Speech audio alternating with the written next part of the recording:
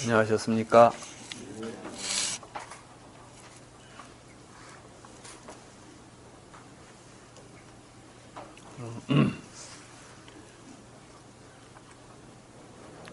부처님의 가르침의 근본은 무엇인가? 부처님은 우리에게 무엇을 가르치는가?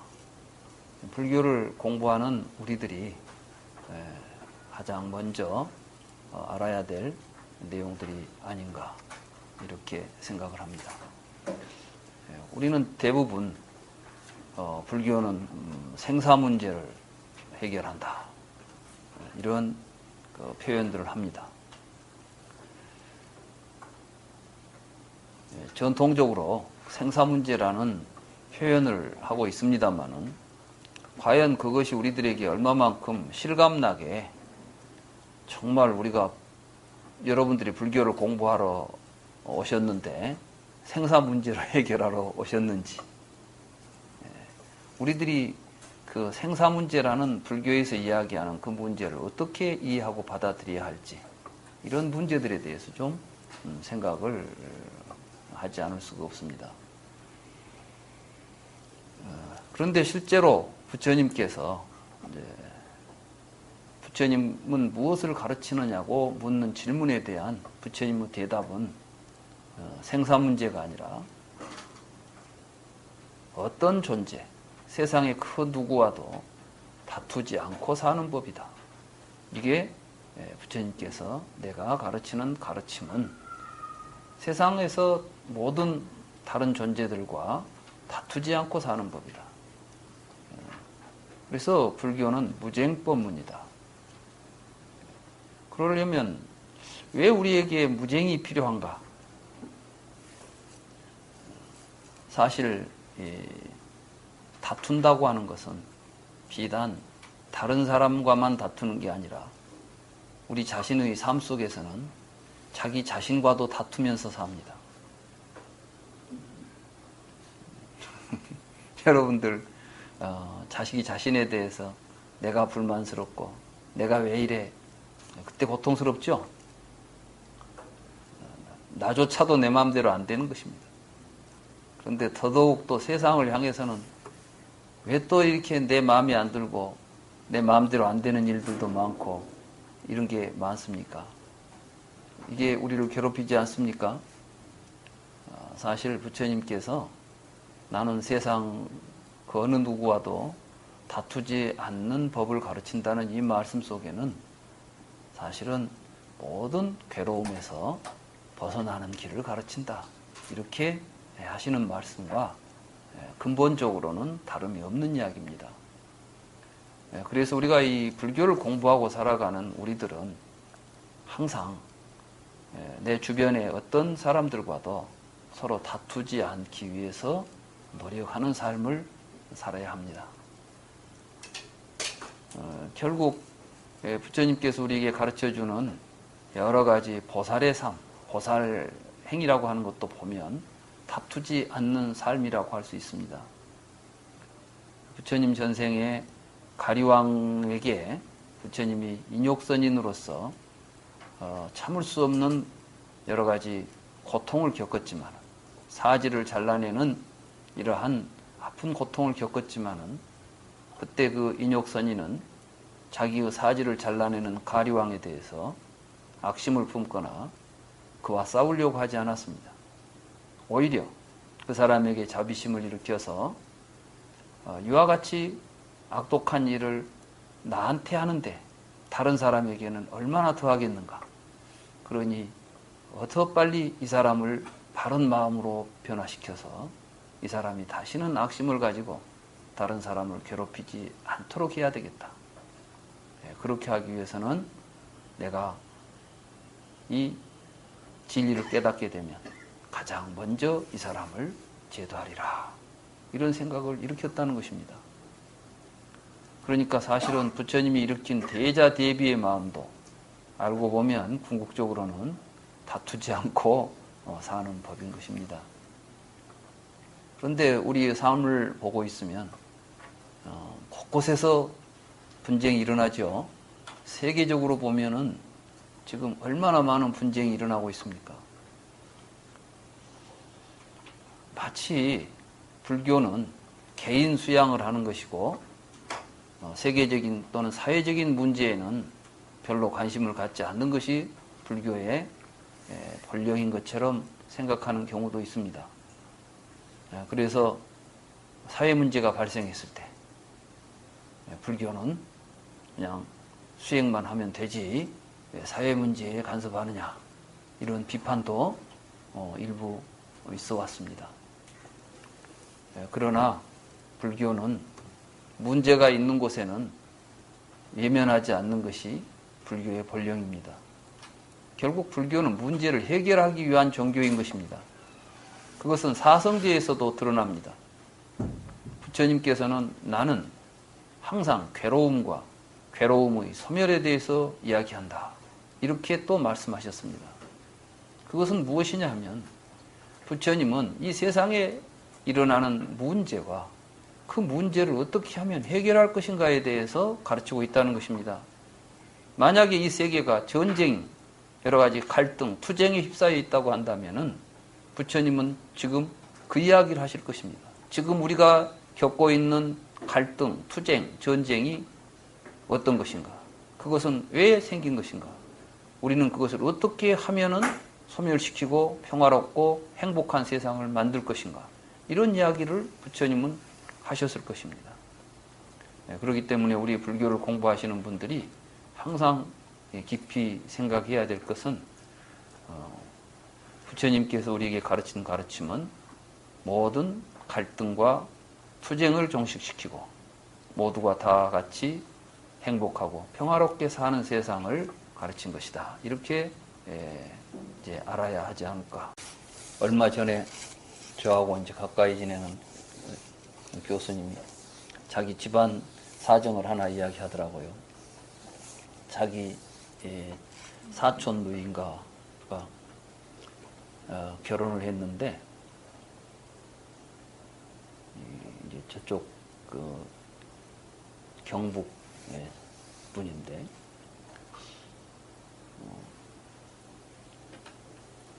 그 남편 누이 남편 되시는 분이 상당히 그 집안은 굉장히 그 좋은 집안이었대요. 그래서 서울서 대학을 다니고 하다가 좀 좌익사상을 가졌어요. 그 당시는 보니까 모두 좀 사회적으로 의식 있는 젊은 사람들은 모두 좌익을 했더라고요. 그래가지고 결혼한 지 닷새 만에 월북을 해버렸대요. 그래가지고 이분이 이제 혼자 그런데 또 집안이 워낙 또 양반 집안이라 또 경상북도 그쪽은 또 더욱 그 유교적인 전통이 강하지 않습니까? 그러다 보니까 이분이 이제 뭐 결혼 해가지고 닷새 만에 신랑은 어디로 가버렸는데 자꾸 주변에서 이제 아니 뭔 결혼같이 하지도 않은 결혼 새 시집을 가지 그러냐고 이제 모두 새로 결혼하라고 권하고 그러면 막 그 친정 집안에서 맛있죠. 친정 어머니가 그냥 이런 그런 해괴망측은 어떤 입에 담지도 못할 소리 한다고 그런 소리 한 사람은 집에 발도 딛지 말라고 막 해서 갈 정도로 이렇게 이제 이런 그 아주 전통적인 유교 집안에서 이제 이렇게 지내다가 70년대인가 80년대인가 아무튼 남편이 죽은지 산지도 지금 모르고 있죠.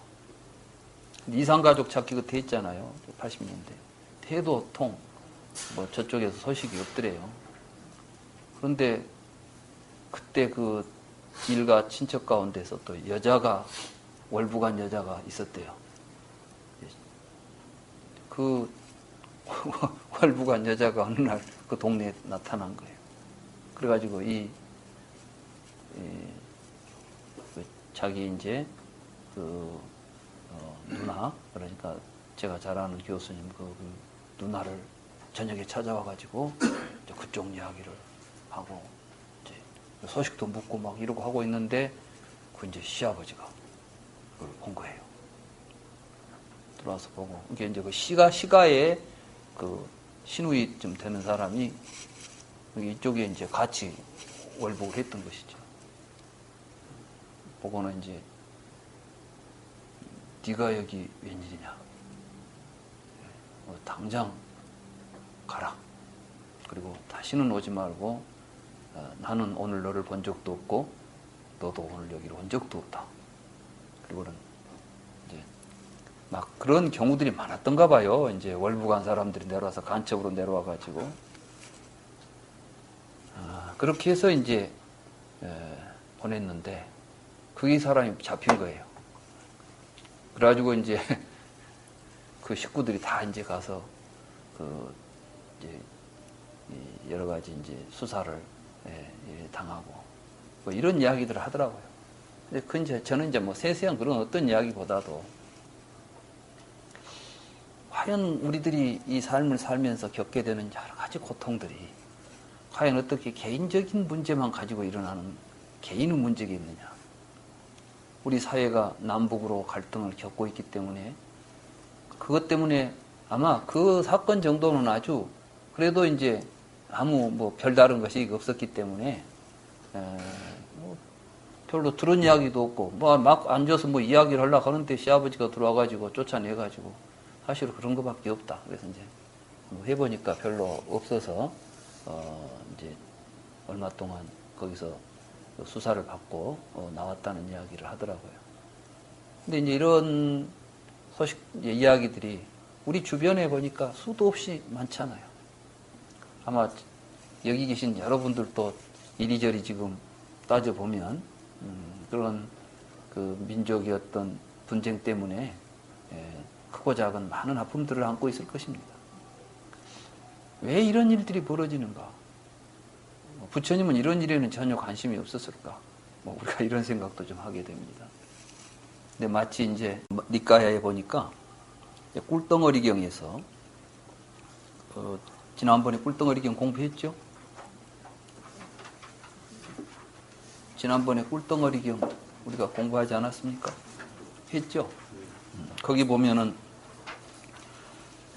여러 가지 우리들이 이 세상을 살면서 관념적인 이론을 만들어가지고 그러니까 사실 이 세상을 우리가 이해하는 뭐 공산주의니 자본주의니 뭐 이런 것들이 다 사실은 관념으로 만들어낸 이론들이죠. 그리고 거기서 만들어낸 어떤 명칭들을 개념들을 가지고 우리는 서로 싸우죠. 좌익이다, 우익이다.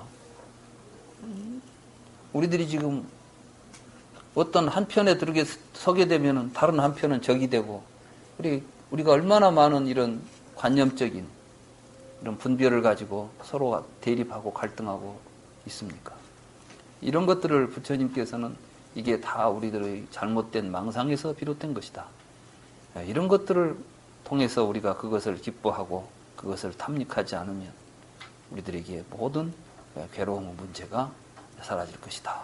그래서 몽둥이를 들고 칼을 들고 싸우고 다투고 논쟁하고 언쟁하고 험담하고 거짓말하는 일에 그치며 사악하고 불선한 법들이 남김없이 사라질 것이다. 이제 이 말씀과 이제 연관해서 그 다음 오늘 살펴볼 경은 사유가 조작되는 장소경입니다. 저는 그 불교 수행이 우리 주변에서 지금 행해지고 있는 여러 불교 수행이 너무 개인적인 수행에 치우쳐져 있다는 생각을 합니다. 다시 말해서 혼자 조용히 수행을 하다 보면 깨달음을 얻을 것이다. 이런 생각들 하죠.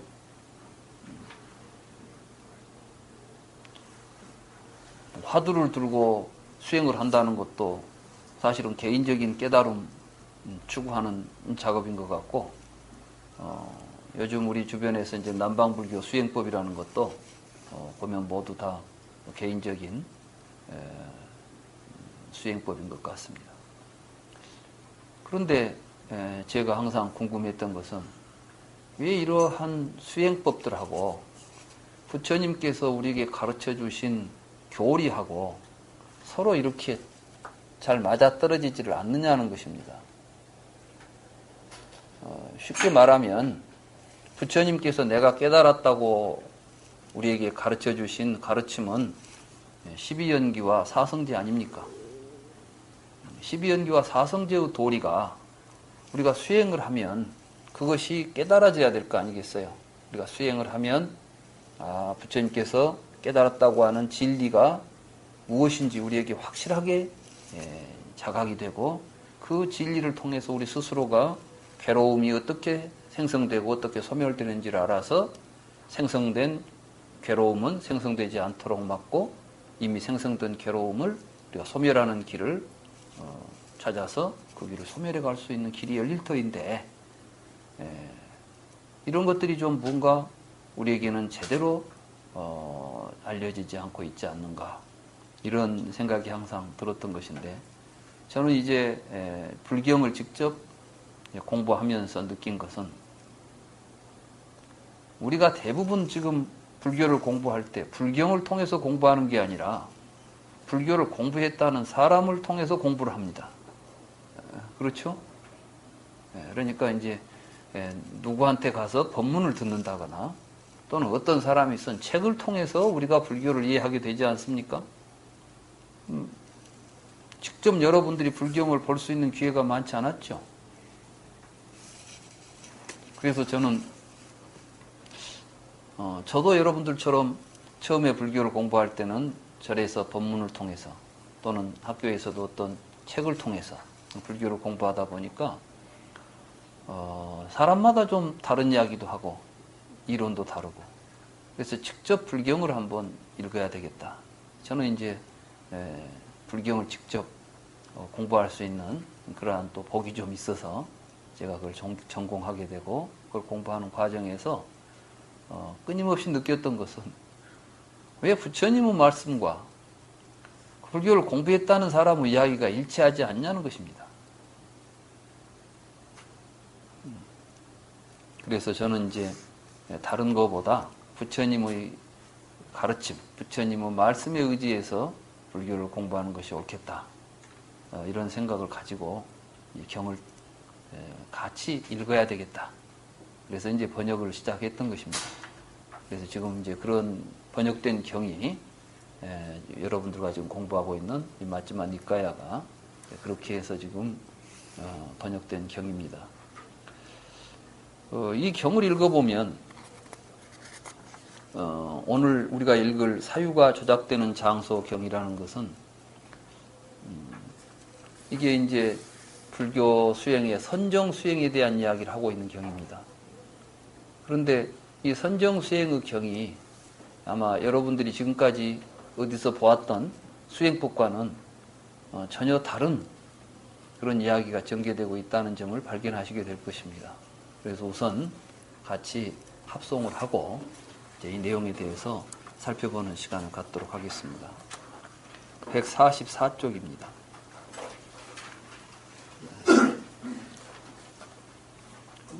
같이 합성을 이와 같이 나는 들었습니다. 한때 세종께서는 사와띠의 제따와나 아나타빈디카 승원에 머무셨습니다. 그때 세종께서 비구들이여 하고 비구들을 불렀습니다. 그 비구들은 세존께 세존이시여라고 대답했습니다. 세종께서 비구들에게 다음과 같이 말씀하셨습니다. 비구들이여 상승하는 마음을 실천하는 비구는 수시로 5가지 특징의 주의를 기울여야 한다오. 그 5가지란 어떤 것인가? 비구들이여 비구에게 어떤 특징 때문에 그 특징에 주의를 기울일 때 탐욕을 수반하고 분노를 수반하고 어리석음을 수반하는 사악하고 불선한 사유들이 일어나면 비구들이여 그 비구는 그 특징과는 다른 선을 수반하는 특징에 마음을 기울여야 한다오. 그가 그 특징과는 다른 선을 수반하는 특징에 주의를 기울이면 탐욕을 수반하고 분노를 수반하고 어리석음을 수반하는 사악하고 불선한 사유들이 소멸되고 사라진다오. 그것들이 소멸되면 안으로 마음이 고요하게 멈추고 안정되고 통일되고 집중된다오. 비구들이여 비유하면 숙련된 석공이나 석공의 제자가 작은 쐐기로 큰 쐐기를 밀쳐내고 뽑아내고 제거하는 것과 같다오. 비구들이여 만약에 그 형상과는 다른 선을 수반하는 형상의 주의를 기울일 때 그 비구에게 탐욕을 수반하고 분노를 수반하고 어리석음을 수반하는 사악하고 불선한 사유들이 일어나면 비구들이여 그 비구는 이 사유들은 불선이다. 이 사유들은 결함이 있다. 이 사유들은 괴로운 과보가 있다라고 그 사유들의 재난을 확인해야 하오. 그가 그 사유들의 재난을 확인하면 탐욕을 수반하고 분노를 수반하고 어리석음을 수반하는 사악하고 불선한 사유들이 소멸되고 사라진다오.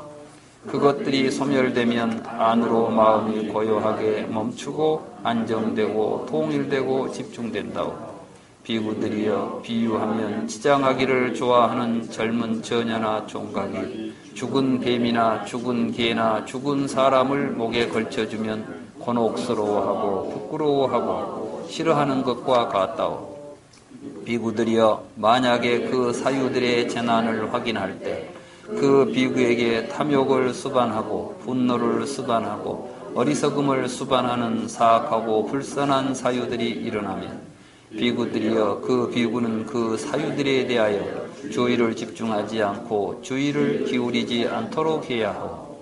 그가 그 사유들에 대하여 주의를 집중하지 않고 주의를 기울이지 않으면 탐욕을 수반하고 분노를 수반하고 어리석음을 수반하는 사악하고 불선한 사유들이 소멸되고 사라진다오. 그것들이 소멸되면 안으로 마음이 고요하게 멈추고 안정되고 통일되고 집중된다오. 비구들이여 비유하면 눈 있는 사람이 시야에 들어오는 형색들을 보고 싶지 않으면 눈을 감거나 다른 것을 쳐다보는 것과 같다오. 비구들이여 만약에 그 사유들에 대하여 주의를 집중하지 않고 주의를 기울이지 않을 때 그 비구에게 탐욕을 수반하고 분노를 수반하고 어리석음을 수반하는 사악하고 불선한 사유들이 일어나면 비구들이여 그 비구는 그 사유들에 대하여 사유가 조작되는 장소에 주의를 기울이도록 해야 하오. 그가 그 사유들에 대하여 사유가 조작되는 장소에 귀를 기울이면 탐욕을 수반하고 분노를 수반하고 어리석음을 수반하는 사악하고 불선한 사유들이 소멸되고 사라진다오. 그것들이 소멸되면 안으로 마음이 고요하게 멈추고 안정되고 통일되고 집중된다오. 비구들이여 비유하면 어떤 사람이 빨리 간다면 내가 왜 빨리 가고 있지? 천천히 가는 것이 더 낫겠다라고 생각하고 천천히 간다면 내가 왜 천천히 가고 있지? 차라리 서 있는 것이 더 낫겠다라고 생각하고 서 있다면 내가 왜 서 있지? 차라리 앉아 있는 것이 더 낫겠다라고 생각하고 앉아 있다면 내가 왜 앉아 있지? 차라리 눕는 것이 낫겠다라고 생각하고 그는 눕게 될 것이요. 비구들이여 이와 같이 그 사람이 힘든 자세를 차례로 버리고 보다 자으신 자세를 취하는 것과 같다오. 비구들이여 만약에 그 사유들에 대하여 사유가 조작되는 장소에 주의를 기울일 때 그 비구에게 탐욕을 수반하고 분노를 수반하고 어리석음을 수반하는 사악하고 불선한 사유들이 생기면 비구들이여 그 비구는 이를 다물고 혀를 입천장에 붙이고 마음을 다잡아 제지하고 억제하고 괴롭혀야 한다오. 그리가 혀를 입천장에 붙이고 마음을 다잡아 제지하고 억제하고 괴롭히면 탐욕을 수반하고 분노를 수반하고 어리석음을 수반하는 사악하고 불선한 사유들이 소멸되고 사라진다. 그것들이 소멸되면 안으로 마음이 고요하게 멈추고 안정되고 통일되고 집중된다. 비구들이여 비유하면 힘센 사람이 보다 약한 사람을 머리채를 붙잡고 어깨를 붙잡고 제지하고 억제하고 괴롭히는 것과 같아오. 비구들이여 이와 같이 수행한 비구를 사유의 방법과 과정에 동달한 사람이라고 하나니 그는 원하는 사유는 사유하고 원하지 않는 사유는 사유하지 않을 것이요. 그는 갈망하는 마음을 이미 끊었고 결박을 이미 제거했으며 바르게 교만을 통찰하여 괴로움을 이미 끝냈다오. 이것이 세존께서 하신 말씀입니다. 그 비구들은 세존의 말씀에 만족하고 기뻐했습니다. 이 의미가 잘 이해되시지는 않죠? 예. 어떤 사람들은 그렇게 이야기합니다. 부처님께서 우리에게 설하신 법문은 아주 간단하고 쉬운 이야기들이었다는 겁니다. 그런데 이게 이론화되고 하면서 아비달마 불교 때 12연기설이니 뭐니 이런 이론들이 만들어졌다고 하는 사람들이 있습니다. 그래서 초기 불교 이제 불교 학자들 가운데 많은 사람들이 부처님의 설법 가운데 초기에 설하신 설법은 아주 간단하고 알기 쉬운 뭐 보시를 행하라, 뭐 착한 일을 하라, 뭐 이런 정도 이야기였을 것이다. 8정도가 부처님이 처음 설하신 내용이다. 그리고 이제 그것이 연기설이니 뭐니 해가지고 복잡한 이론이 된 것은 아비달마 불교 때 체계화된 이론일 것이다. 이렇게들 이야기를 합니다. 얼른 이제 우리가 듣기에 그럴듯하게도 생각하고 그래서 많은 지지를 얻고 있습니다. 이런 이론들이. 요즘은 오히려 학계에서도 이제 그런 식으로 해가지고 초기 경전에 대해서 또 그러니까 아함경이나 니까야를 다시 또 시대적으로 해가지고 이게 뭐 더 성립 시기가 언제니 이런 연구들이 지금 상당히 유행을 합니다. 그게 이제 문헌학적으로 뭐가 된다고 하더라고요. 그런데 이런 이야기들은 상당히 지금 뭐 착한 일 하라 이런 정도 이야기가 아니라 상당히 고급스러운 이야기인데 그러면 이 이야기가 지금 증상심에 대한 이야기입니다. 증상심. 아디찌따를 이야기하죠. 아디찌따를 이제 한문으로는 증상심이라고 하는데 이 증상심이라는 건 무엇이냐 하면 우리가 마음을 수행을 하면 우리의 마음이 점점 더 높은 차원으로 상승해 간다는 겁니다. 그러니까 이게 선을 닦는 마음을 증상심이라고 합니다. 그러니까 우리가 불교에서 선정 수행을 한다.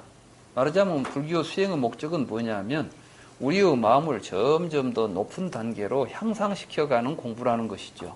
그러니까 지금 이것은 부처님께서 불교의 선정 수행을 하는 과정이나 단계에 대해서 이야기를 하신 것입니다. 그러니까 굉장히 중요한 수행의 요체가 되는 겁니다. 그런데 이러한 내용들이 아비달마 수행법에 나오느냐는 거예요. 아비달마 수행에서 지금 이것을 수행하는 법을 정확하게 이해해가지고 수행 지도가 이루어지냐면 그렇지 않다는 것이죠. 특히 이제 부처님께서 구차재정에 대한 설법을 하셨습니다. 구차재정에 대한 해석이 아비달마 불교 해석은 마치 이게 이제 죽으면 그 3세 양중인과설에 비추어 가지고 각각의 선정의 단계를 하늘 세계로 비유하고 그 세계는 뭐 수명이 얼마고 거기 가서 어디 가려면 얼마 동안 뭐가 걸리고 막 이런 이론들을 만들었습니다. 그런데 실제로 부처님의 니까야나 아함경에는 그런 이야기가 전혀 나오지 않습니다.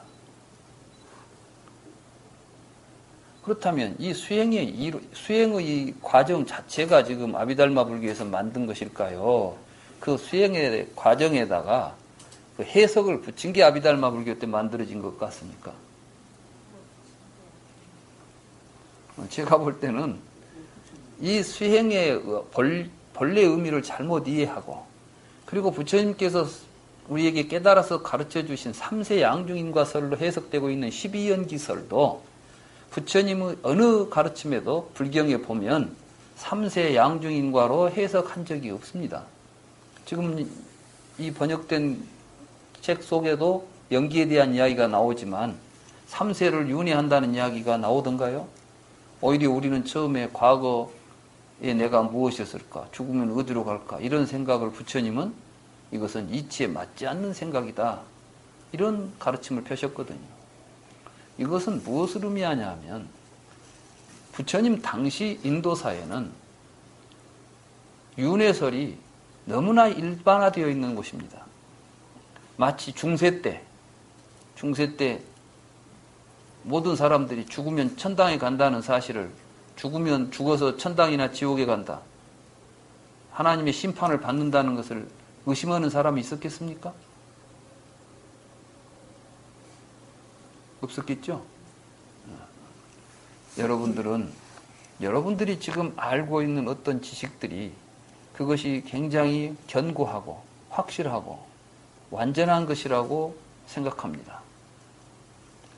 이제 과학교육을 받은 사람들은 전에 원자론적인 이론들이 이 세계를 지배했고 과학 이론들을 지배했을 때에 그 교육을 받은 사람들은 원자론이 아닌 다른 이야기를 하게 되면은 뭐라고 이야기했을까요? 무식한다. 무식하니까 모르는 소리다. 이렇게 생각했을 거 아니에요. 근데 지금은 그 원자론이 정당하다고 합니까? 아니면 원자론이 지금 뭔가 잘못된 이론이라고 생각합니까? 지금 양자역학에서는 원자론은 이제 이미 한때 사람들이 세계를 이해하는 하나의 관점이었지, 사실은 원자가 없다고 이야기하고 있습니다. 원자론을 제가 이제 좀 간단히 설명하자면, 이 세상에 변치 않고 없어지지 않고 생기지도 않고 한 물질들이 있었다는 겁니다. 그게 뭐냐면 산소, 수소, 탄소, 질소, 이런 우리가 보통 원자라고 부르는 것들은 이 세계가 이 세계는 그러니까 그것들이 본래부터 있는 것들이 모여 있는 게 세계입니다. 이 세계는 그러니까 시간적으로 언제부터 생겼다, 언제 없어진다는 말 할 수 있겠습니까? 없겠습니까? 없죠. 왜냐하면 원자라는 것은 생긴 적도 없고 없어질 때도 없으니까 본래 원자들은 본래 있는 거예요. 본래. 이게 이제 본래 있는 겁니다. 그 본래 있는 것을 우리가 종류를 찾아보니까 100몇 가지가 있더라는 겁니다. 그러니까 이제는 이 세계에 대해서 설명을 하려고 할 때 그 원자의 종류만 알고 그 원자가 어떤 식으로 결합하면 어떤 물질이 만들어지는지만 알면 세계를 다 설명할 수 있었죠. 그래서 원자론으로 물을 설명했습니다. 어떻게 설명했죠? 수소 원자 2개하고 산소 원자 하나가 결합이 되면 물이다. 그리고 실제로 또 그걸 전기 분해를 해보니까 물이 또 분해가 돼가지고 수소 2개, 산소 하나가 분리되어 나오는 겁니다. 우리는 그런 현상을 통해서 이 세상은 가장 기본적인 물질들이 기계적으로 결합해 있다. 그리고 그것들이 화학적으로 다양한 결합을 통해서 다양한 성격과 형태를 만들어내고 있다. 이렇게 이해를 했습니다. 태초에 하나님이 천지를 창조하시니라. 그런 내용은 이제는 이 원자론이 나오니까 자리를 잡을 수 있습니까? 없습니까? 그런데 이 원자론이 나오기 전에 이 세상은 어떻게 생겼을까? 사람들이 생각했을 때는 세상에는 그냥 세상이 있었겠냐? 누가 만든 사람이 있었지. 아마 한 옛날 태초에 이걸 만든 존재가 있었을 것이다. 그걸 우리가 가정하고 이론을 만들어낸 게 창조론입니다. 그러니까 그 창조론이 이 세상을 지배하고 있었을 때에 서양에서 1000년 동안 그걸 믿지 않은 사람은 거의 없었던 것이죠. 그러나 그것을 의심하고 새로운 이론이 만들어져 가지고 원자론이 나오게 되니까 이제 원자론을 이해하면 그것이 정당하고 다른 것은 잘못됐다는 생각을 하게 됩니다. 이렇게 하나의 이론을 갖게 되면 다른 이론을 배척하고 물리치게 되지 않아요. 그런데 다시 또 원자론도 문제가 생겼습니다. 어떤 사람들은 이렇게 이야기합니다. 부처님이 무슨 그런 데 관심이 있었겠느냐.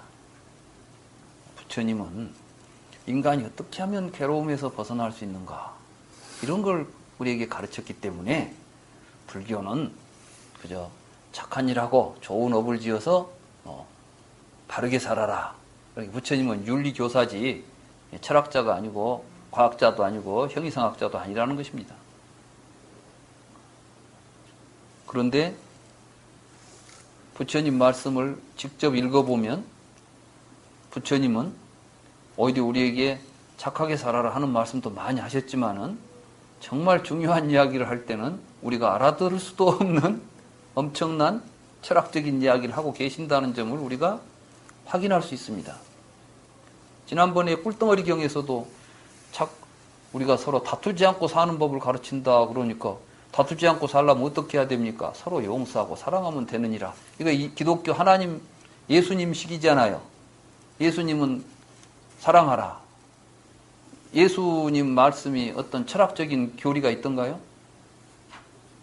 없어요. 예수님 말씀은 오른밤을 치면 왼밤을 내놔라. 그와 같이 다른 사람을 사랑하라. 뭐 이런 이야기요. 이웃을 사랑하라. 아주 격언적인 이야기죠. 그래야 천국이 너희들의 것이다. 뭐 이런 식으로 이야기를 했어요.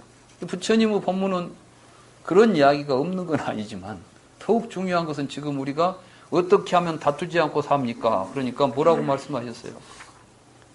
희론이 세상에 통용될 때, 희론이라는 게 뭐냐 하면 관념적으로 만들어낸 이론을 희론이라고 부릅니다. 지금 창조론이라는 것도 희론입니다. 왜? 하나님이라는 존재가 있어가지고 뭐 어떻게 만들었다. 이것도 전부 관념, 우리들이 말하는 개념으로 이루어진 이론들입니다. 이번에 또 원자론은 어떻습니까?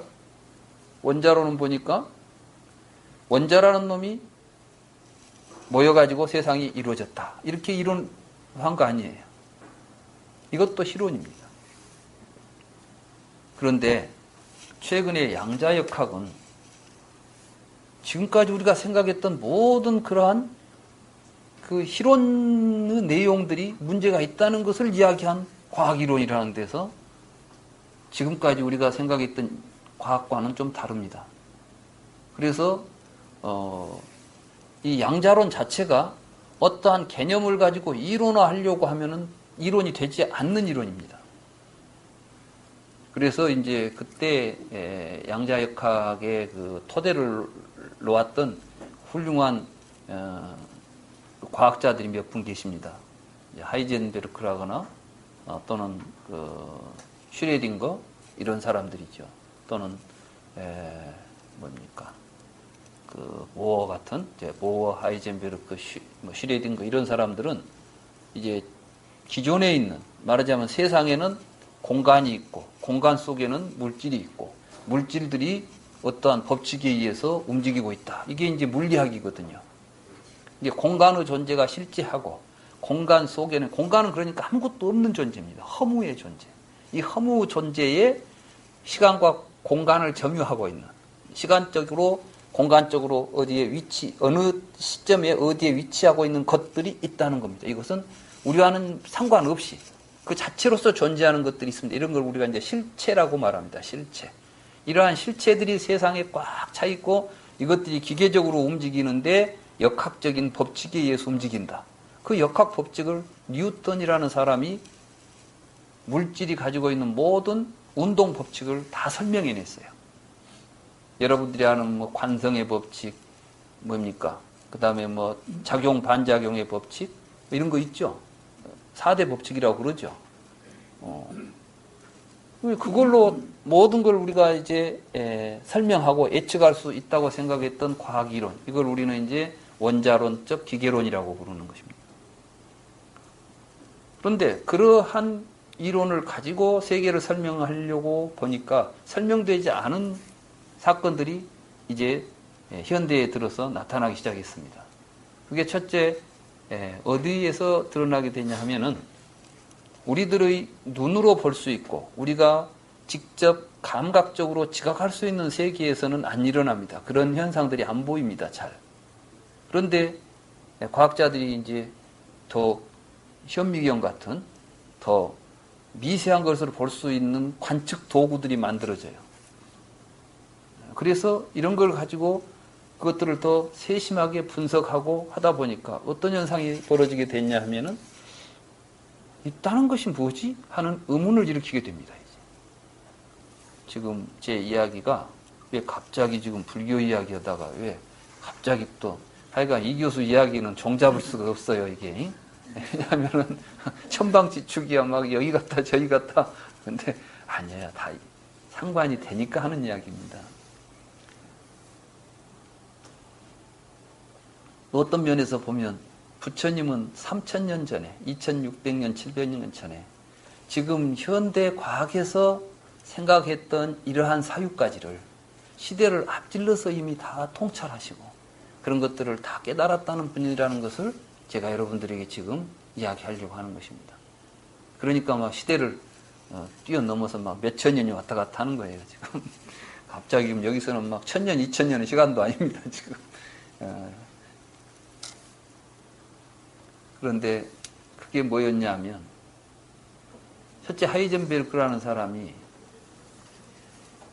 뭘 보려고 하면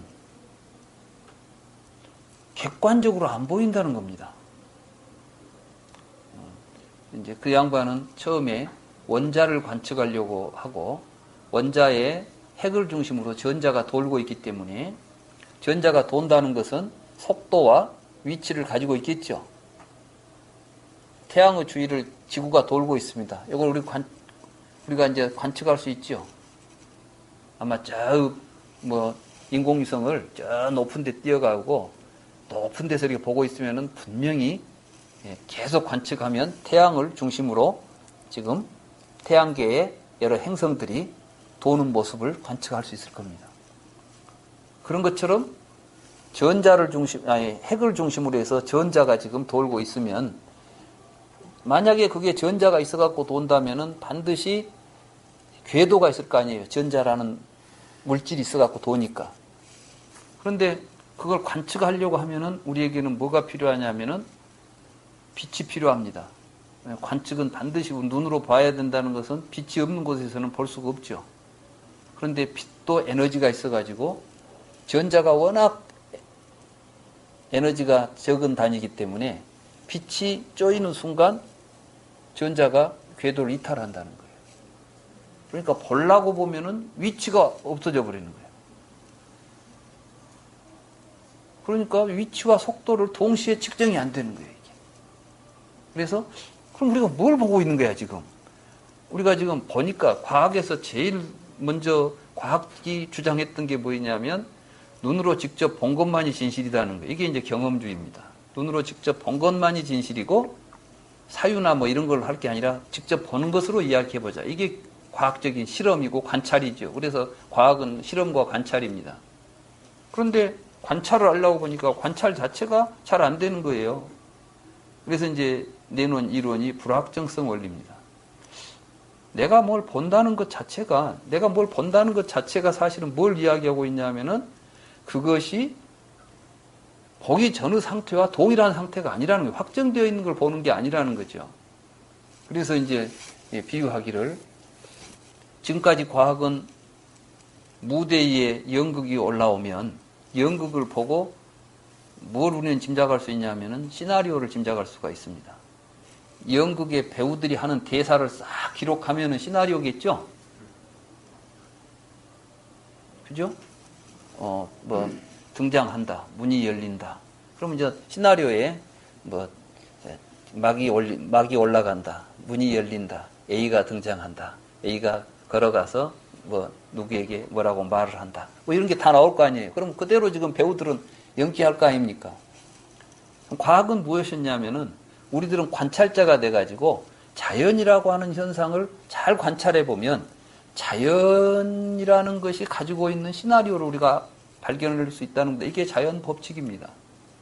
그래서 우리는 그 자연 법칙을 알게 되면 다음 연극이 진행될 때는 어떻게 될 것이라는 걸 알겠죠. 우리가 한번 연극 봤으면 다음에 또 가도 그 연극 할 때 그 재현되리라는 거 알아요. 그러니까 그 재현성이 뭐냐면 법칙을 이용해 가지고 우리가 필요할 때 그걸 재현시키는 겁니다. 자, 물이 필요하다. 물은 보니까 산소와 수소가 결합된 거야. 산소와 수소를 결합시키면 우리가 원하는 물을 얻을 수 있어. 이게 이제 과학 기술로 발전해 가지고 그 원자론에 근거해서 우리가 필요한 것들을 과학적으로 만들어냈고 이용해냈습니다. 그러니까 우리는 이제 세상의 자연을 지배할 수 있는 것이었어요. 얼마나 멋집니까? 그동안 인류는 자연으로부터 공포를 가지고 있었습니다. 그래서 신이 나왔던 거예요. 왜? 갑자기 하늘에서 막 벼락이 칩니다. 얼마나 무서웠겠어요. 지금도 무서운데. 여러분들이 번개 치면 그것이 음전기, 양전기가 만나서 일어나는 자연적 현상이라는 걸 다 아시죠? 그렇지만 저녁에 막 하늘에 막 불꽃이 막 튀고 막 엄청난 폭풍이 몰아치면 여러분들 어때요? 저건 자연 현상이 알고 편안합니까? 아니면 불안합니까? 불안하잖아요. 그런데 그때는 그것도 모르고 하늘에서 막 갑자기 시커먼 먹구름이 막 몰려오면서 막 번개불이 번쩍번쩍하고 막 내성 병력이 치면은 얼마나 두려웠겠어요. 그때 사람들은 하느님이 노하셨구나. 이걸 어떻게 해야 돼? 날만 새면 하나님한테 가서 참회를 하고 기도를 하고 뭘 해야 되겠다. 이게 이제 그 옛날 이제 종교가 만들어지는, 자연은 우리에게 두려움의 대상이었습니다. 그런데 창조론 내던져버리고 원자론 딱 가지고 자연을 이해하고 분석해 보니까 자연 이거 무서운 것이 아니라 우리가 데리고 놀 수 있는 거예요, 이제. 저건, 이 번개는 전기에 지나지 않는 건데 그 전기를 우리가 이용하면 될 거 아니야. 그래서 이제 그 전기를 이용합니다. 그러고 지금 이게 다 조금 전기를 이용해서 쓰는 거 아니에요. 이건 지금 하늘에서 일어나는 이 번개불을 우리가 필요한 만큼만 번개치도록 해놓은 겁니다, 이게. 그렇습니까? 안 그렇습니까?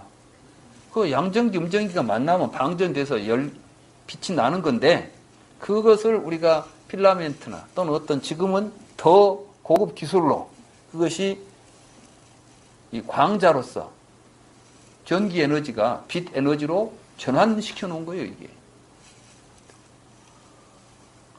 그러니까 이제 과학, 그러면 이제 신의 영역을 완전히 깨부숴 버린 겁니다, 과학이. 그렇게 해서 자연을 우리가 극복하고 이용하다 보니까 인간들이 굉장히 오만해졌어요. 그리고 이제 모든 걸 인간이 알아서 다 할 수 있는 것처럼 인간이 신이 되어버렸습니다. 근데 요즘 와서 뭘 느끼느냐면 사람들이 과학은 굉장히 발달했는데 우리들의 삶 자체가 옛날만큼 행복하지 않다는 거예요. 그리고 옛날에는 자연에 대해서 두려움은 가지고 있었지만은 이렇게 막 미세먼지가 돌아다니고 숨쉬기가 좀 불편해지고 겁나고 이런 시대는 아니었잖아요. 더더군다나 이제 막 생태계가 파괴되고, 근데 우리가 지금 자연을 극복해서 정복해서 잘 살고 있는 줄 알았더니 오히려 이제 자연이 파괴되니까 자연을 내가 마음대로 소유하고 자연을 내가 이용하고 정복한 줄 알았더니 인간 존재가 자연의 일부지 자연을 벗어날 수 없다는 사실도 깨달아지지 않습니까? 그래서 사실은 지금 우리가 갖고 있는 문제는 과학적으로 해결해야 하는 문제가 아니라 과학을 다시 해석해야 하는 문제가 되는 것입니다. 근데 이런 것들을 가능하게 해주는 종교나 철학이 지금 있냐는 것입니다. 그런데 양자역학이 자연에 대한 이해를 새롭게 하게 되는 겁니다. 과학 자체 내에서. 그게 뭐였냐면 바로 원자라는 것이 본래 있었던 게 아니라 우리가 어떻게 보느냐. 전자나 빛이나 이런 모든 것들은 그것을 봄으로 해서 드러나는 것들이지 우리가 그것을 보지 않을 때는 아무것도 아니라는 거예요. 의미가 없는 것이에요. 내가 손바닥을 쳤을 때 여러분들은 소리가 났다고 말하지만은 세상에 듣는 사람이 없는 곳에는 소리가 존재하겠습니까? 존재하지 않겠습니까? 여기에 지금 한 50분이 계십니다. 이 50분이 이 소리를 들으면 50개의 소리가 들렸습니다, 지금. 여러분 다 각자 소리를 들었죠? 각자가 소리를 들었으니까 소리가 50개가 나왔어요. 1000명이 있다면 몇 개가 나오겠습니까? 그러면 내가 박수를 쳐서 낸 소리는 몇 개입니까? 네? 아무것도 아니에요. 들으면 듣는 대로 소리가 되지만 안 들으면 소리가 아닌 것이야. 그러니까 소리의 존재는 밖에 존재합니까? 들을 때 존재합니까? 그렇습니다.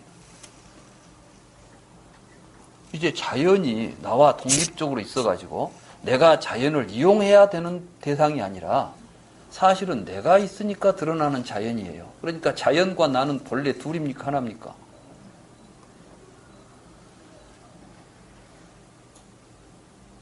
이게 본래 불이에요. 둘이 아니란 뜻이야. 둘이. 우리는 전부 둘로 보고 있는데 이 양자역학은 지금 그 영역에 들어서고 있습니다. 과학적으로. 그런데 아직 확신이 안 되는 거예요. 지금까지 했던 모든 과학적인 사건들을 다시 재해석해내는 작업이지 이게 인식론적으로 철학적으로 지금 하는 작업이 아니기 때문에 굉장히 애매모호하고 참 이상하다 옛날식으로 생각해가지고는 도저히 해답이 안 나온다 해서 지금 굉장히 곤란하고 과학자들 사이에서 지금 이런 이야기를 합니다. 이 양자역학 이것은 이해하면 할수록 이해가 안 되는 것이다. 참 아이러니죠. 왜? 우리가 이미 가지고 있는 생각, 우리가 이미 가지고 있는 우리의 이론 체계에서는 이해가 안 된다는 거예요. 그런 이론으로 이해를 해놓으면 할수록 했다고 하는 순간 더 큰 문제들이 일어나 버리는 것이죠. 그래서 결국은 이론을 버려야 돼요. 이제 모든 이론을 내던져 버리고 있는 그대로 그냥 다시 한번 있는 그대로 관찰하고 바라볼 수밖에 없는 이런 이제 지경에 양자역학이 와 있습니다. 그러면서 더더군다나 내가 지난번에 금강경 강의할 때 그 지연 우주 지연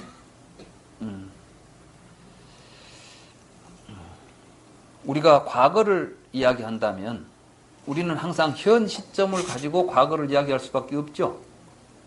그렇죠? 여러분들은 과거가 딱 정해졌으리라고 생각하죠. 그런데 그 시간 지연 실험이 있습니다. 이게 뭐냐면은 퀘이샤라고 하는 저 우주 밖에서 지금 우리가 살고 있는 지구 밖에 은하계 밖에 별이 있답니다. 엄청나게 큰 광원이 있습니다. 그 퀘이사에서 뭐 100광년인가 걸리면 지구까지 와요. 이게 비수 속도로 100년을 달려와야 지구까지 오고 있는 멀리 떨어진 별에 지금 퀘이사라는 별이 있는데 그 별 가운데 안드로메다 성단이라고 하는 엄청난 큰 그 은하가 있습니다. 아시죠? 그 안드로메다 성단이 여기서부터 약 70광년인가 떨어져 있대요.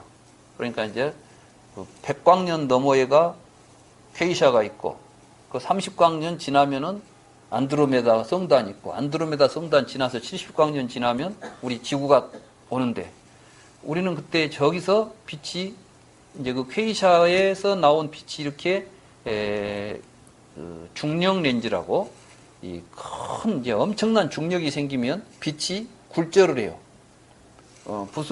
빛은 원칙적으로는 직선으로 움직이죠. 그런데 엄청난 그 중력을 만나면은 빛이 휘어요. 휘어. 마치 볼록 렌즈를 통과할 때 빛이 꺾이죠. 직선으로 오다가 렌즈에 의해서 꺾이잖아요. 렌즈 현상. 그래서 이걸 보고 중력 렌즈라고 이제 과학자들은 부른답니다. 그래서 중력을 통과할 때 이렇게 휘어가지고 돌아서 와요. 그러니까 우리가 생각할 때는 가운데 뭐가 있으면은 막혀서 안 보여야 되는데 사실은 건물 뒤에 있는 것이 건물이 워낙 큰 중력을 가지고 있으니까 빛이 그걸 한 바퀴 돌아서 오게 돼요. 그러면 돌아오니까 한쪽으로 오지 않고 사방으로 돌아오니까 별은 하나인데 여기서 볼 때는 동쪽에서 별도 보이고 서쪽에서 별도 보이고 동서남북 막 사방에서 별이 보이는 거예요. 사방으로 빛이 분산되었고 돌아서 나한테 도착하니까. 그래서 퀘이사의 상이 뭐 5개인가가 잡힌답니다. 지구에서 퀘이사를 관찰하면. 처음에는 이게 5개의 다른 별인 줄 알았더니 이제 알고 보니까 하나의 별이 중력 렌즈에서 굴절돼 가지고 오고 있다는 것을 과학자들이 이제 알게 됩니다. 그러면 이때 이제 문제가 생깁니다. 우리가 그것을 어떤 관찰 도구를 통해서 보면 이게 입자로 관찰이 된답니다. 또 어떤 다른 도구를 통해서 보면 이게 파장으로 된답니다. 그러면은 이 퀘이사에서 출발했던 것은 파장으로 출발했을까요? 입자로 출발했을까요? 만약에 여러분들이 여기서 입자로 관찰한 사람은 입자의 과거를 이야기할 겁니다. 이 입자는 과거에 100년 전에 K사에서 출발했던 입자가 지금 여기에 100년 만에 도달했다. 이렇게 말하겠죠. 그러면은 그 K사에서 출발한 빛의 역사는 입자의 역사가 되겠죠. 내가 만약에 여기서 파장으로 관측을 했다면 뭐라고 이야기해야 되겠습니까? 이 파장은 100년 전에 K사에서 출발했던 파장이다. 이렇게 말해야 되겠죠. 그러니까 과거에 대한 의미 규정도 현재의 관찰에 의해서 규정되더라는 거예요. 여러분들이 전생에 나는 과거에 저놈하고 악연이 있다 말하지만 그 악연은 지금 여러분들에게 고통을 주니까 악연이라고 말합니다. 만약에 그것이 여러분들한테 어떤 사기꾼이 나한테 뭔 땅을 팔았는데 내가 잘못 사가지고 속아버렸어요. 그래가지고 그것 때문에 내가 좀 폐가 망신을 했습니다. 그랬다면 그건 아주 왼수죠. 근데 그 사람이 나한테 팔 때는 그 사람 분명히 나한테 사기를 친 거야. 근데 알고 보니까 그게 금광이었어. 그런 경우가 실제로 있습니다. 사실은 백선행이라고 여기 어디죠? 그 평양에서 일제시대 때 최고 갑부가 과부 백선행이란 과부가 있었어요. 잘 모르시죠? 네. 오늘 인터넷에 가서 백선행을 치시면 백선행에 대한 이야기가 아주 나올 겁니다. 아, 이거 배우고 싶은데. 이 사람이 과부로 그래갖고 처음에는 이름도 없어. 일자 무식이에요. 그래서 이제 이름이 백과부야 그냥 이름이 백과부였어. 그런데 이 사람이 과부로 있으면서 얼마나 악착같이 돈을 모았는지 이제 나이가 들어가면서 재산을 많이 모았어요. 그래가지고 자기 남편 묘소에 갔다 오다가 그 앞에가 이제 벌교가 있었대요. 뗏목으로 때로 이렇게 그냥 그 제대로 된 다리가 아니에요. 그래서 비만 오면 쓸어 가버려. 그러면 또 나무 얼기설기 해가지고 다리를 만들어 놓는 아주 이런 다리가 있었는데 이 백과부가 자기 남편 묘를 갔다 오다가 그 다리가 그렇게 한 걸 알고 재산을 털어가지고 석교를 놔줬어. 그래서 사람들이 착한 일을 했다 이래가지고 이름을 선행이라고 불렀어. 그래서 그 과부 이름을 드디어 이제 갖게 됩니다. 그래서 백선행이 됐습니다. 근데 이 양반이 뒤에 가서 크게 그 마음을 일으켜가지고 이제 조만식 선생이나 이런 분들한테 해가지고 그때 아마 평양에 있는 모든 학교, 지금 평양에가 뭐 기독교 학교, 오성학교니 많이 있었잖아요. 거기에 굉장히 많은 지원을 합니다.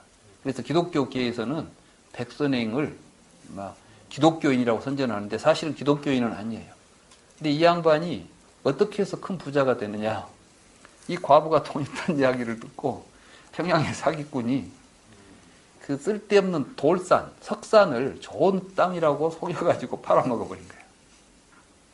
이 과부는 그게 좋다는 말만 듣고 살았는데 보니까 뭐 농사를 지을 수도 없는 돌산이에요.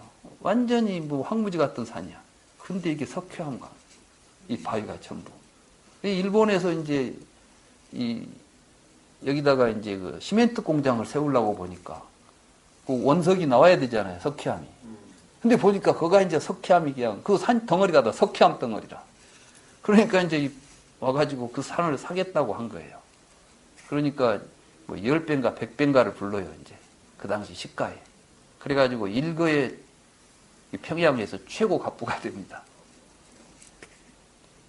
그러면 그 땅을 팔아먹은 사람한테 이 백선행 씨가 이 왼수라고 했겠습니까?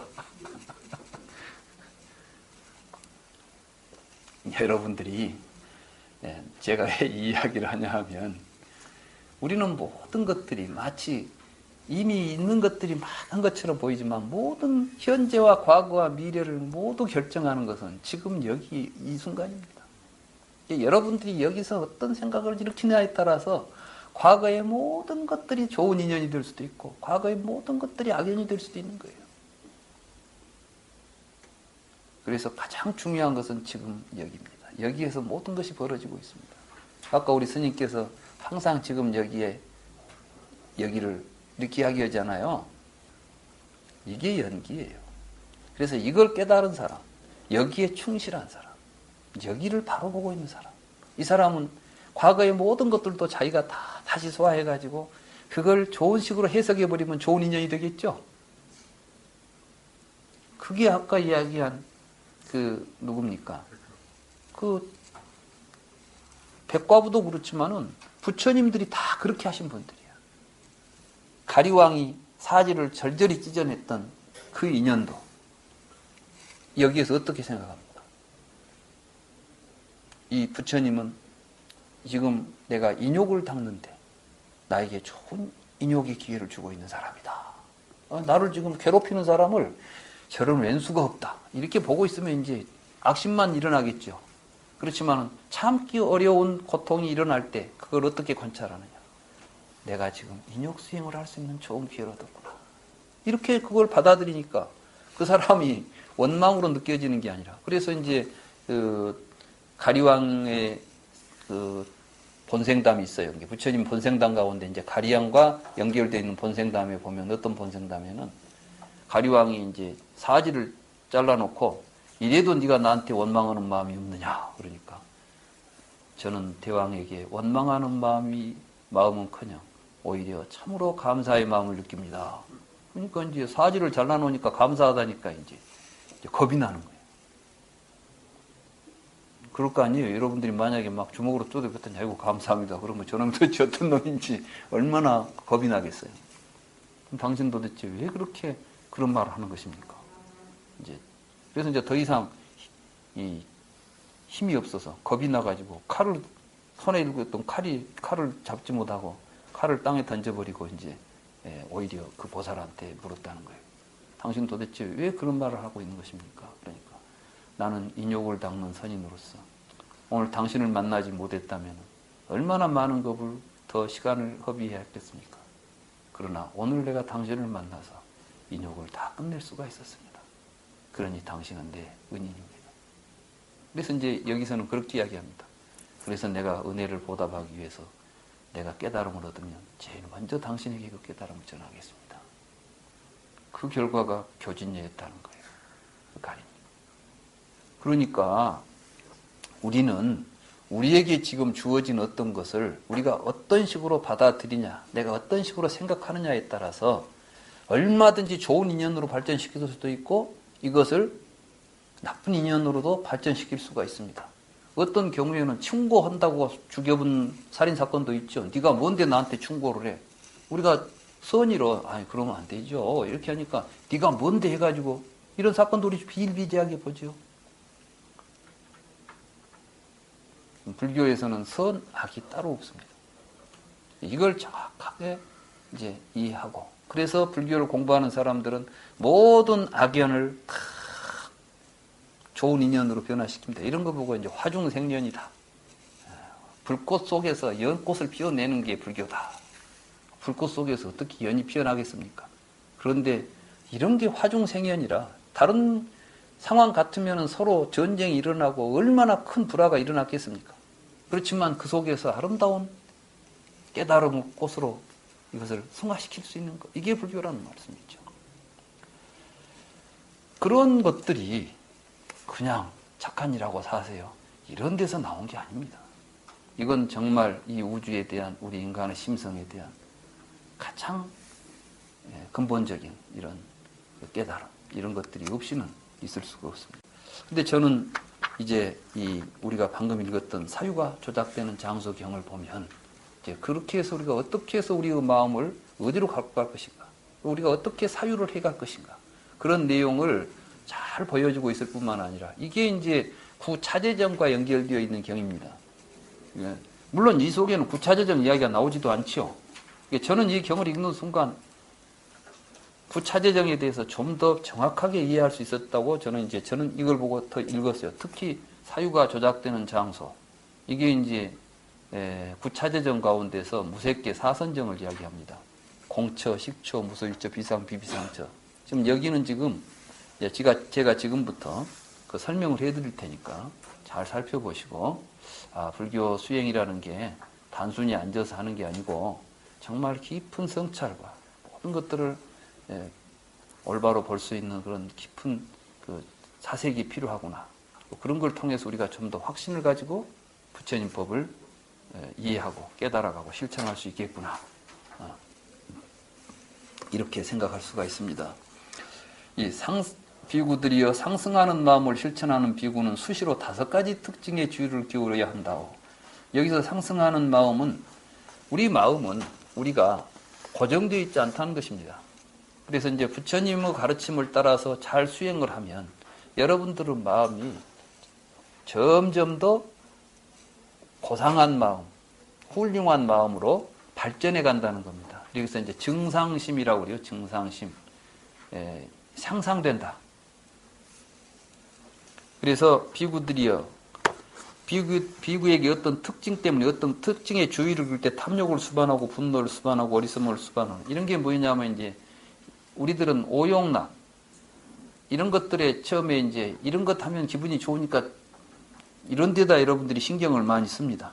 이런 데 이제 기울을 기울이죠. 이 욕계입니다. 욕계.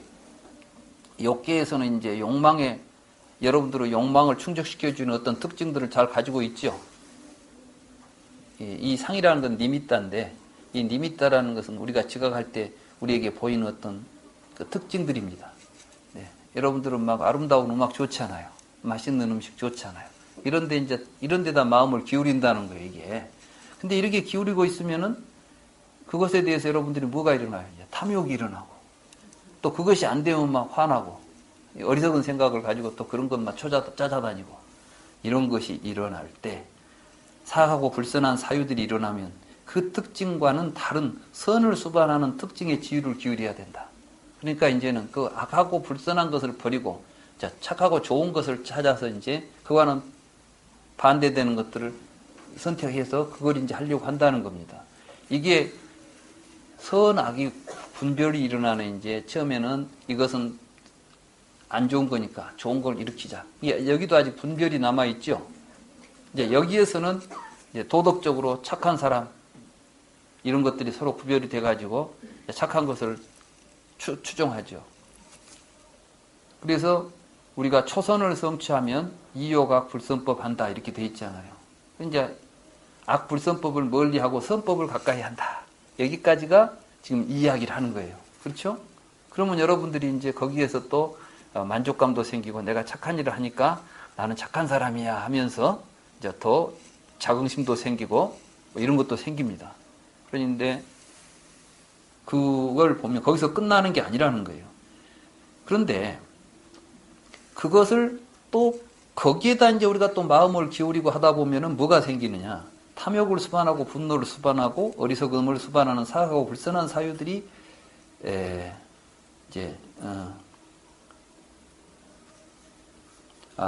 그렇게 해서 이제 아까 그 악불선법 때문에 일어났던 탐진치는 사라지면서 우리 마음이 편안해진다. 이게 이제 정생희락입니다. 그러니까 이생희락이 되는 게 이생희락. 말하자면 이렇게 되면 이게 뭐냐? 여기는 이제 이생희락 초선이에요. 그러면 이걸 어떻게 비유했냐면은 어떤 아마 석공들이 이렇게 쐐기를 박아놓고 이제 이 쐐기를 또 빼내야 되려면 더 작은 쐐기를 쳐내가지고 이제 큰 쐐기를 빼내듯이 이게 내 안에 있는 큰 망상을 뽑아내는데 또 더 작은 것이 방편으로 들어가는 겁니다. 그러니까 지금 우리가 악불선법이라는 것을 선이라는 것이 좀 작은 쐐기에 비유하는 것이고 이제 악이라고 하는 것은 큰 쐐기를 제거하기 위해서 악이라는 걸 상대적으로 사용해서 쓰지만 그것이 전부가 아니죠. 말하자면 부처님은 착한 이라고 살아라. 이 정도 이야기는 초선 얻는 데까지 이야기에 지나지 않는 거예요. 자, 그 다음이 뭐냐면은 이게 이제 여기까지는 욕계 벗어나는 겁니다. 그럼 이제 색계 들어오죠? 이제 이 두 번째 색계 이야기를 하는 거예요. 비구들이 만약에 그 형상과는 다른 선을 수반하는 형상의 주의를 기울일 때 그 비구에게 탐욕을 수반하고 분노를 수반하고 어리석음을 똑같은 또 이런 게 나타나요. 예를 들자면 세상이 아주 여러 가지 복잡하니까 절에 가서 수행이나 많이 하자. 그래가지고 절에 가서 연불도 하고 참선도 하고 요즘 우리 이제 보면은 절에 가서 수행한다고 많이 다니잖아요. 여기 다니다 보면 이제 절에 가서 가만히 앉아서 편안하고 좋지. 그러니까 이제 또 이제 거기에 집착을 해. 그래가지고 이제 그것만 이제 그러니까 뭐 이제 뭐 집안일고 뭐고 이제 필요 없어요. 이제 막 나는 수행을 해야 된다. 그럼 또 주변에서는 다 저 양반은 참 신심이 돈독이 갖고 수행을 잘한다. 근데 수행을 잘하면 이제 사람이 너그러워지고 포용력이 생겨야 되는데, 근데 이제 수행을 잘한다는데 또 집착이 생겨버리면 또 이게 장애가 돼. 예를 들자면 어떤 보살이 절에 다니면서 열심히 연부를 잘했답니다. 그러니까 스님이 저렇게 해서는 안 되는데, 스님이 상당히 도가 높으셨던가 봐. 이제 좀 깨우침을 주려고 한참 법당에서 열심히 연부하고 있는데 보살을 부른 거야. 그러니까 이제 열심히 지금 막 연불 산매에 빠져 있는데 뭔 옆에서 자기를 불렀다니까 못 들은 채끼 더 막 소리를 높여서 막 목탁을 더 크게 치면서 연불을 했는데 더 크게 부른 거야. 이게 더 크게 소리를 니까 더 악을 쓰는 거야. 그러니까 이제 화가 번쩍 나가지고, 아이 스님 정진한 것도 안 보이세요? 내가 지금 연불하고 있는데 왜 그렇게 귀찮게 부르세요? 화를 팍떡 냈다는 거예요. 그러니까 스님이, 나는 당신 3번 부르니까 그렇게 화를 내는데 관세음보살님은 얼마나 화가 나겠냐 지금. 당신 보니까 아까부터 몇 시간째 지금 부르고 있는데. 수행이 뭡니까?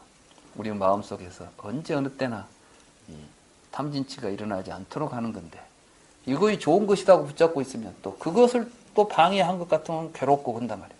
그러니까 우리가 이제 보면은 또 자기가 옳다고 생각하니까 또 싸우는 거야.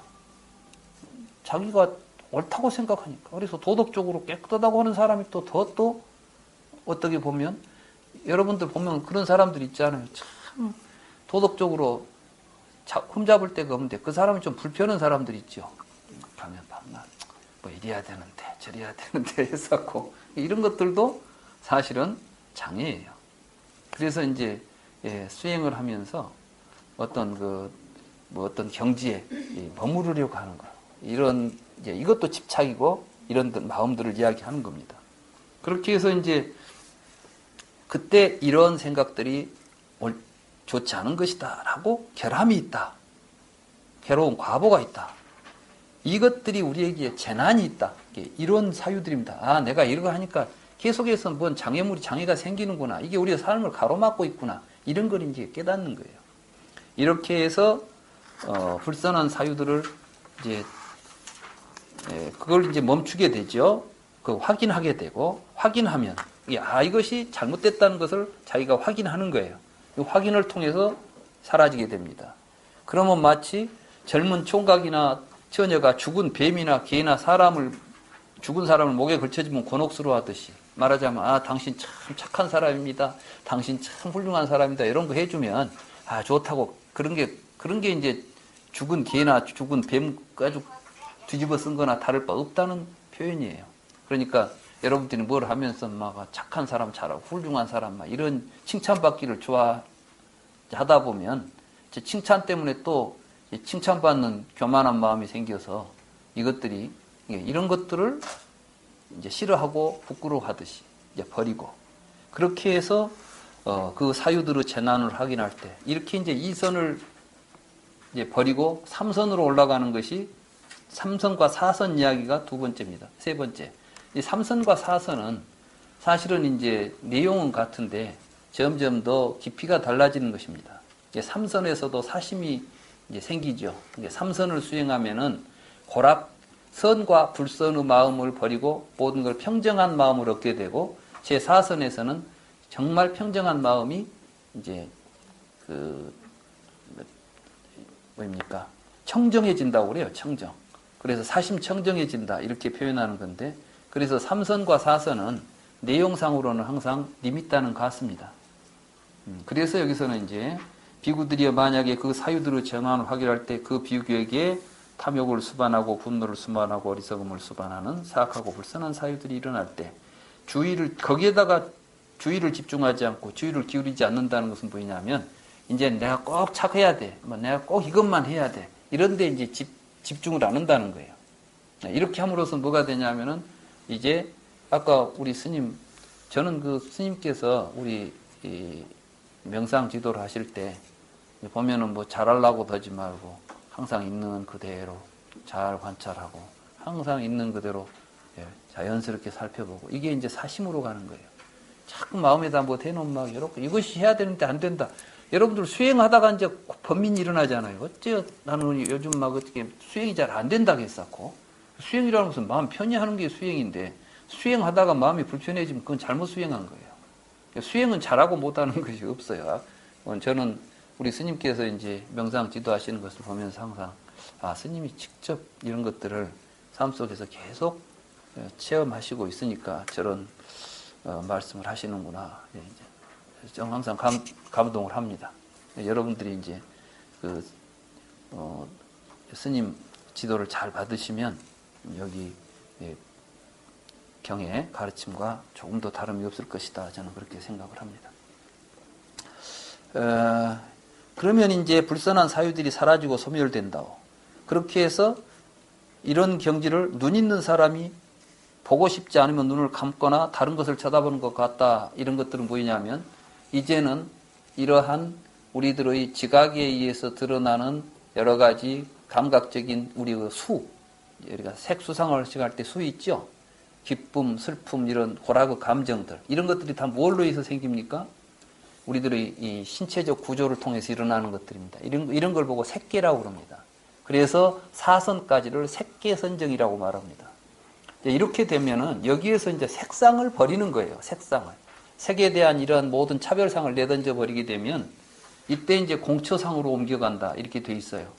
그게 이제 색계를 벗어나서 무색계상으로 옮아가는 이야기인데 비구들이여 그 사유들에 대하여 집중하지 않고 주의를 기울이지 않을 때 이런 것들이 이제 불선한 생각들이 일어나면 그 사유들에 대하여 사유가 조작되는 장소에 주의를 기울여야 된다 이렇게 돼 있죠. 그러면 이제 우리들에게 사유라는 것, 뭐 존재, 사유는 항상 무엇과 연결되어 있냐면 개념과 존재하고 연결되어 있죠. 여러분들은 무엇에 대해서 사유하고 무엇을 가지고 사유합니다. 이 사유의 근본 구조가 뭐냐면은 지금 여러분들의 사유의 가장 기본적인 것들은 첫째는 공간에 대해서 여러분들은 그것을 모든 존재의 기반으로 모든 것이 있으려면 공간이 먼저 있어야 된다고 생각하죠. 그러니까 아까 색에 대한 상이 없어졌어도 공간에 대한 상은 남습니다. 사실은 저는 이제 그러한 부처님께서 이제 색계 사선정 이런 쭉 색계에서 무색계 이야기하고 이 사선정 사유구조를 이야기하는 것을 저는 그냥 관념적으로 받아들이지 않고 사실적으로 도대체 그게 왜 그렇게 되는가에 대해서 굉장히 이제 좀 뭐랄까요 사유를 많이 했어요. 근데 한번 봅시다.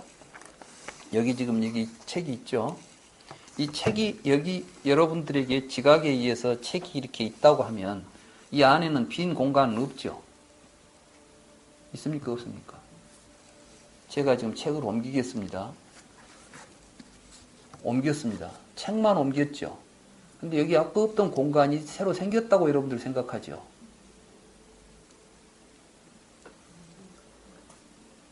없던 공간이 새로 생긴 거 아니에요. 여러분들한테 지금 없던 공간이 새로 보이니까 새로 생겼다고 이야기해요. 어떻게 해서 생겼죠, 이게? 사실은 여러분들이 말하는 공간이라는 것은 지각되지 않는 것입니다. 말하자면 색이 없는 것이 공간인 거예요. 그러니까 여러분들은 마치 공간이라는 것이 실제 해가지고 물질들이 공간 속에 공간을 담는 그릇처럼 생각하는 거예요, 우리들이. 그런데 사실은 공간은 그릇처럼 있는 것이 아니라 우리들의 지각을 통해서 색이 지각되지 않으면 그걸 공간이라고 우리가 부르는 겁니다. 실제로 요즘 과학에서는 공간이라는 것은 아무것도 없는 무가 아닙니다. 어느 책에 보니까 공간 에너지가 있대요. 공간 에너지 1 입방센티미터 공간 에너지 손톱만한 크기의 공간 에너지는 우주의 총 에너지보다 더 크답니다. 무슨 말인지 이해가 안 되죠? 어차피 이해가 잘 안 돼요. 이 현대 물리학은. 그러니까 뭐 꼭 저한테 그걸 다 설명하라 하지 마십시오. 저는 물리학자가 아니고 물리학자들이 그런 표현을 하고 있다는 이야기를 제가 말씀드리는 겁니다. 그러니까 이 빅뱅 이론 자체가 처음에 뭐가 있어가지고 폭발했다는 이야기가 아니에요.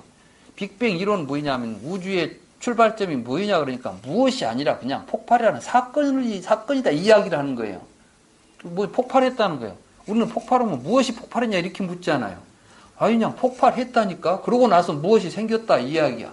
그러니까 폭발을 하면은 그때 이제 에너지들이 막 방출돼 가지고 거기서부터 이제 처음부터 원자가 생긴 게 아니에요. 처음에 폭발이 일어난 다음에 제일 먼저 생긴 게 뭐 수소 원자인가 생긴다나 어쩐다 해가지고 그 다음에 이제 이 우주가 지구 땅덩어리가 별이 생긴 다음에 별 속에서 다 막 많은 원자들이 또 만들어집니다.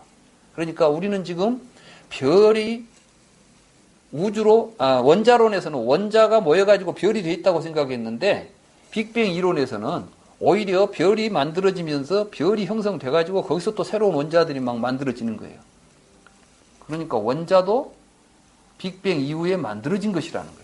그러니까 원자론하고 빅뱅 이론은 그 차원이 좀 다릅니다. 그러니까 이제 무엇이 있어가지고 무엇이 될 거리라는 존재의 생각 자체가 양자역학에서는 안 통하는 거예요. 존재가 있으면 이름을 붙이고 뭐라 해야 되는데 이럴 수가 없는 거예요. 그래서 이제 물질의 기원을 뭐이냐 할 때 쿼크라는 이야기를 쓰잖아요. 그때는 쿼크라는 존재가 처음부터 존재했다는 것이 아니라 빅뱅이 일어난 직후에 제일 먼저 나타난 현상이 쿼크라는 존재라는 거예요. 그걸 이야기하는 게 빅뱅 이전에는 쿼크가 없습니다. 그래서 이제 그걸 관찰하기 위해서 빅뱅이 일어났던 상황으로 이제 상황을 재현하기 위해서 입자 가속기를 막 돌려가지고 충돌을 시키면 그때게 탁 폭발할 때 일어나는 현상처럼 뭐가 일어나는 것이 뭘까 이런 걸 관찰하는 거랍니다. 저도 보고 제가 해본 것이 아니라서 저도 이제 저는 그냥 전달만 합니다. 제가 읽은 책에서 본 전달만. 이런 걸 보게 되면 부처님께서 색즉 시공 이런 이야기를 하면서 이 모든 것들을 우리가 지금까지 실체론적으로 보려고 하는 모든 생각들이 얼마나 잘못됐는가를 지금 철저하게 깨부수는 겁니다. 다시 말해서 지금 여러분들이 가지고 있는 생각들은 여러분들이 지금까지 교육받은 내용들을 가지고 조작해낸 희론들이에요.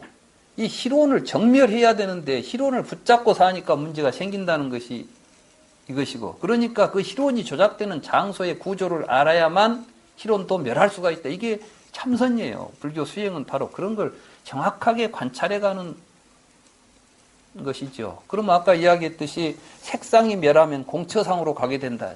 경에는 그렇게 되어 있어요. 제4선을 성취하면은 일체의 색상이 소멸한다. 그러면 이제 공처상으로 이입한다. 왜냐하면 색상이 다 사라져버렸으니까 이제는 뭐가 남았어요? 아까 있던 자리에 빈 것만 남아있잖아요. 이제 빈 것에 대해서 사유를 하는 거예요. 생각이 거기에 머무는 거예요. 근데 이 비어있는 것이라는 게 뭐예요? 그놈을 보고 비어있다고 보고 있는 놈이 있으니까 비어있지. 뭐 비어있는 것이 뭐가 있어서 없는 것이 왜 없겠어요? 안 보이니까 없는 것이지. 그러니까 없다는 것은 무엇에 기초하고 있어요? 그걸 의식하고 있는 식에 기초하고 있구나. 그래서 다시 공처상이 이제 버려지죠. 공처상을 버리고 식처로 이입합니다. 식처에 가서 보니까 식이라는 것은 또 뭡니까? 여러분들의 식이라는 것은 무엇을 상대해야만 식이 있어요?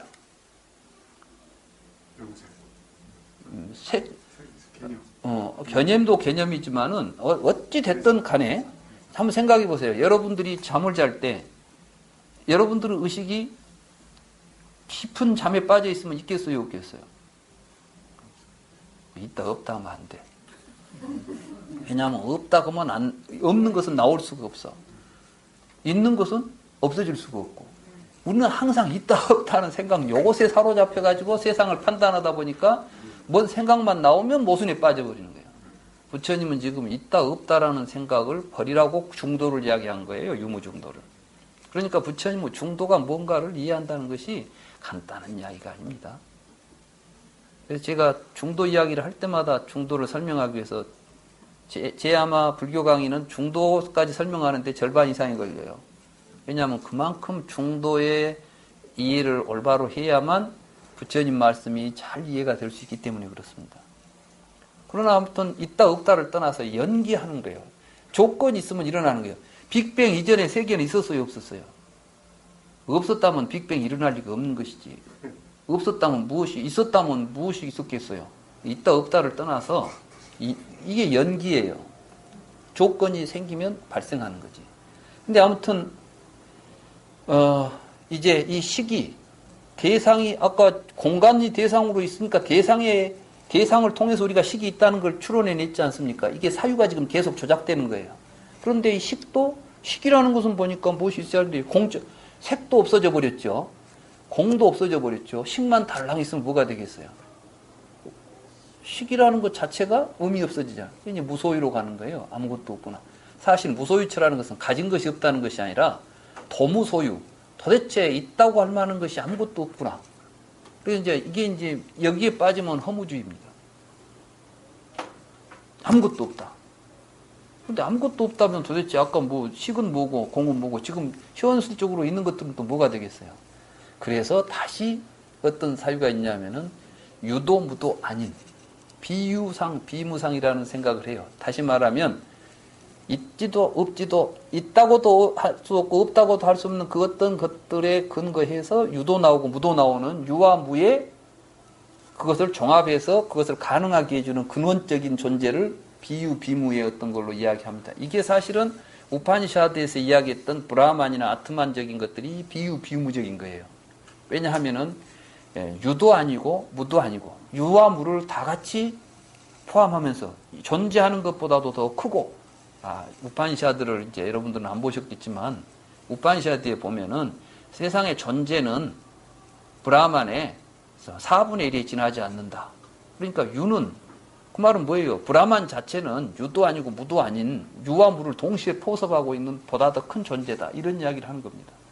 그러면 세상에 있는 것과 없는 것이 있지도 않고 없지도 않은 것이 어디가 있단 말이냐? 이걸 우타카라마 부타에게 부처님이 가서 비유상 비무상처를 수행했다고 그러죠?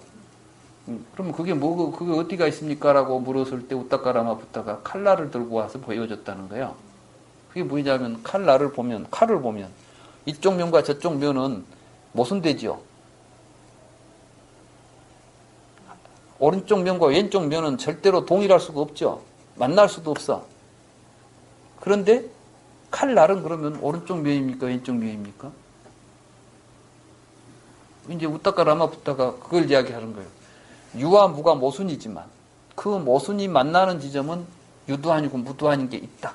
거기로부터 유, 무의 세계가 전개된다. 이렇게 이제 이론적으로 설명하는 겁니다. 그러니까 부처님께서 그거는 참 무시간 범부들의 비유를 가지고 유무를 이야기한다. 유무라는 것은 구조가 사실은 모순입니다. 유 아닌 것이 무고 무 아닌 것이 유이기 때문에 유와 무라는 것은 서로 모순되는 것이 아니라 사실은 유를 통해서 무가 규정되고 무를 통해서 유가 규정돼요. 다시 말해서 무 아닌 것을 유라 하고 유 아닌 것을 무라 하지. 비유 비무인 것은 자체로 무의미한 말이에요. 그 무의미한 말을 가지고 세계를 설명하려고 했구나. 모든 사유 구조가 그러니까 뭐예요? 유, 무, 비유, 비무 이러한 무의미한 말장난, 우리들의 개념적 구조, 사유의 구조, 여기가 바로 모든 사유가 조작되는 장소다. 이런 의미입니다. 그래서 공처, 식처, 무수이처, 비비상처를 여기서는 사유가 조작되는 장소. 다시 말해서 위따까라는 말을 여기서 쓰고 있어요. 위따까, 쌍카라, 산타나라는 말을 쓰고 있습니다. 저는 이제 이런 과정들을 보면서 여러분들이 지금 알고 있는 내가 알고 있는 이론, 내 생각 이런 것들을 불교를 공부하시게 됐다면, 여러분들이 정말 공부하신다면은 지금부터는 이런 생각들을 다 버려야 됩니다. 고집해서는 안 됩니다. 그리고 정말 부처님 가르침을 통해서 연기와 공, 이런 무와 이런 것들을 이제 부처님의 가르침을 바르게 이해하고 그걸 통해서 세상을 볼 수 있는 바른 안목을 길러야 되겠다. 이거에 되면 이 경지를 여기서는 뭐라고 표현하고 있느냐?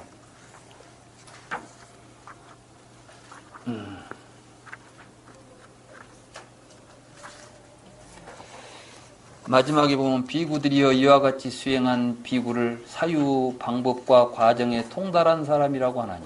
그러니까 벌써 이제 이걸 이 구차재정을 다 선정을 정확하게 통찰하고 이해해서 성취한 사람이 바로 뭐예요? 사유 방법과 과정에 통달한 사람이다. 그는 원하는 사유는 사유하고 원하지 않는 사유는 사유하지 않을 것이요. 이게 이제 자제한 삶입니다.